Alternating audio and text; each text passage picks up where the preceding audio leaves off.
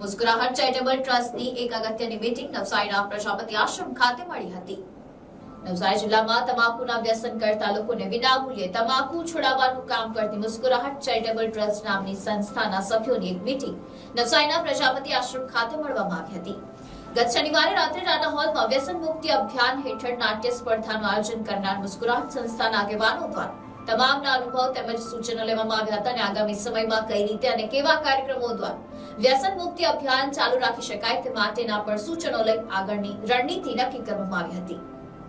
ખાલી 20 સેકન્ડ સાહેબો કાઢો, 20 સેકન્ડ ખાલી, કે જો કોઈ વ્યસન છોડવા માંગતું હોય એ પર્ટિક્યુલર આ નંબર પર, સમજો મારો નંબર છે 9978769265, એના પર કોન્ટેક્ટ કરો। ખાલી આટલું સાહેબ બોલો, એના 20 જ સેકન્ડ લાગશે તમને। ના આવું કરવાથી જો કોઈ 10 માણસ તમારા જે હોલમાં બેઠા હોય એ અમારી પાસે આવશે તો અમારી મુસ્કુરાહટ ટીમ વતી હું તમને પ્રોમિસ આપતો છું કે 10 માંથી 8 જણા છોડી જશે આપણા ત્યાંથી તમાકુ। એ દુઆ તમને પણ લાગશે। સો દરેક નગરજનોને, દરેક મોટા મોટા જે અગ્રણીઓ વ્યક્તિઓ છે એ લોકોને રિક્વેસ્ટ કે તમે પોતે કોઈ પણ પ્રોગ્રામ રાખતા હોય તો 20 સેકન્ડ ખાલી અમારા માટે કાઢો, આ સમાજ માટે કાઢો, જેથી આપણે વધારે ને વધારે તમાકુ મુક્ત નવસારી કરી શકીએ। લગભગ 9000 લોકોને બુક આપી મેં, 9000 લોકોને, પ્લસ મારી જે 2 બુક લખી છે, પહેલી સ્ટોરી બુક, એ સ્ટોરી બુક જો તમને બધાને મળે તો તમે કદાચ વાંચશો તો તમને લાગશે કે એ બધી કેન્સર ને ટોબેકો પર જ છે।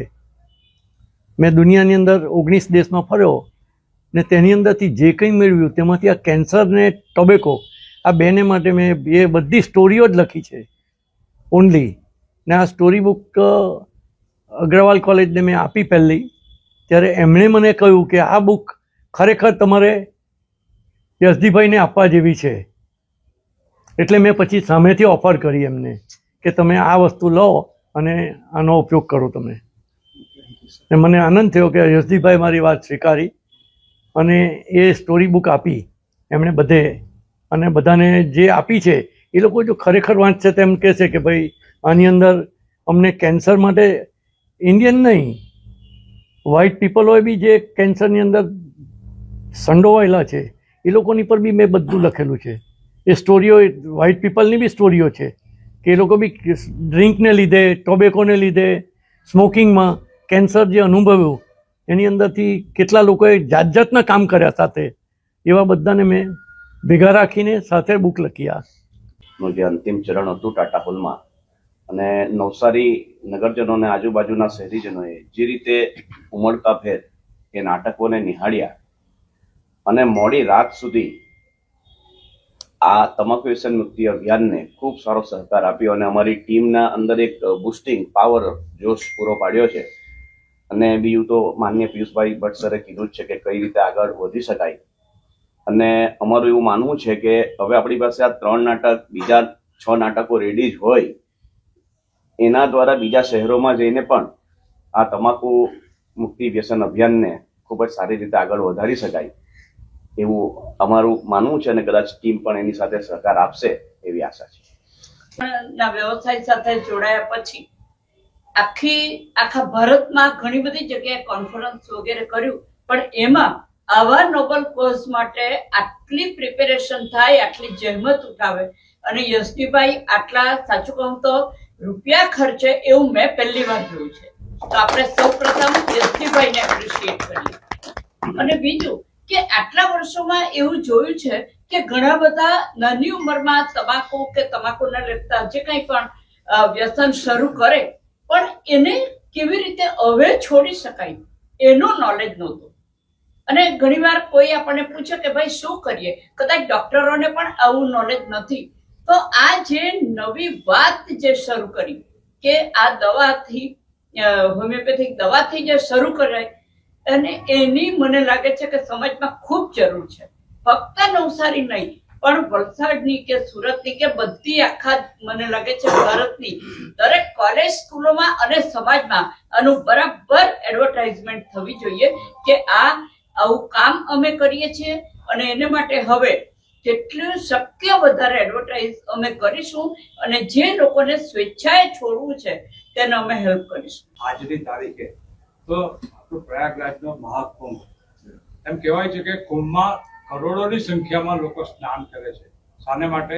પવિત્ર બનવા માટે, બહારથી પવિત્ર બનવા માટે. પણ અંદરની પવિત્રતા શું? આપણી અંદર જે બીમારી છે એને દૂર કરવા માટે આપણે શું કરીએ? તો મને લાગે છે કે નવસારીમાં આ એક મિની મહાકુંભની શરૂઆત થઈ ચૂકી છે કે જે તમાકુ વ્યસન મુક્ત કરીને અને લોકોને અંદરથી રોગ મુક્ત કરવા માટે જે પ્રેરણા આપી રહ્યું છે એક બહુ સારું કામ છે. અને આ જે નાટ્ય સ્પર્ધા યોજાય એ તો એક બહાનું હતું કે એ બહાને આપણે યુવકોને ભેગા કરીએ અને એમને આપણે આ સંદેશો આપીએ કે જેથી આવનારી પેઢી બચી જાય. તો મને લાગે છે કે આપણે આ જે નાટ્ય કલાકારો છે એનો બહોળો ઉપયોગ કરીને હજુ એનો આપણે સારી રીતે લોકોને સમાજની અંદર પહોંચાડીએ કે આ તમાકુ વ્યસન મુક્તિનો જે સંદેશો છે એના માટે તમે પણ અમારી સાથે જોડાઓ, કામ કરો અને આપણે એમનો વધારે લાભ લઈએ તો મને લાગે છે કે આપણી મુસ્કરાટની જે શક્તિ છે એમાં કંઈક વધારો ફાયદો થશે. એક જ પ્રશ્ન છે, પત્રકાર છો તમે અને નવસારી શહેરમાં બધું ફર્યા છો તમે.